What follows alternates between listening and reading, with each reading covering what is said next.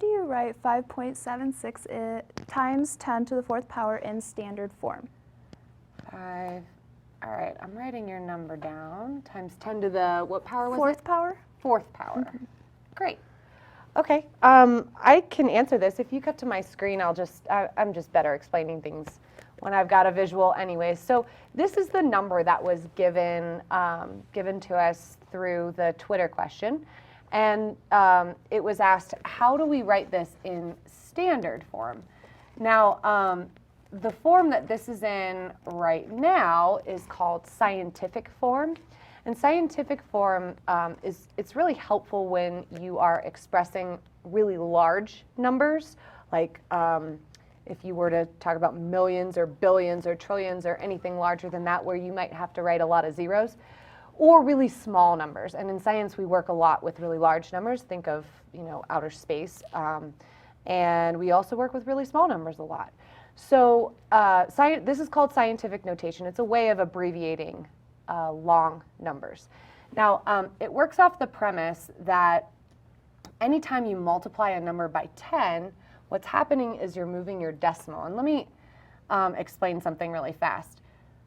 A lot of times, elementary school teachers may teach this way, and this would be incorrect, but this might be something that you've heard before.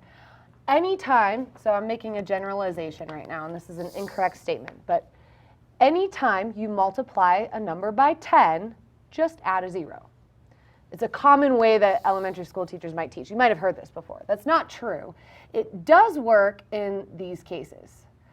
6 times 0 is 60, 45 times 10, 450.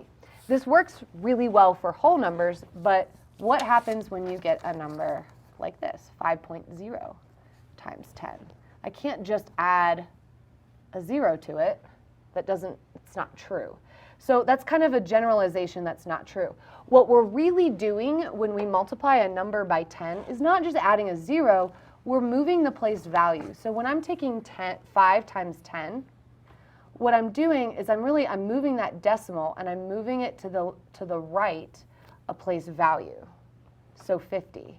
And we put a 0 there, we put a 0 in this place, in this little spot where our decimal point is, as a placeholder to show that we've now moved it over a place value.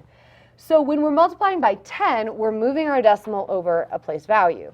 In this case up here, what I just circled, that says I'm multiplying 5.76 by 10 4 times. So what I'll be doing is not just moving my decimal one spot, but I'm actually going to move it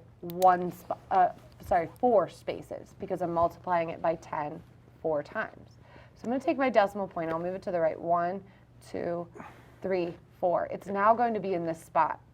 I need a placeholder, 0 placeholders, in order to kind of mark those place values, and that's my number. This is standard form of the number in scientific notation that is written above. And the concept is just based on when you multiply by 10 or divide by 10, you're just moving your decimal to the left or to the right. Hopefully that makes some kind of sense as to how it works. Subscribe! Come on, push the button. You know you want to. Do it.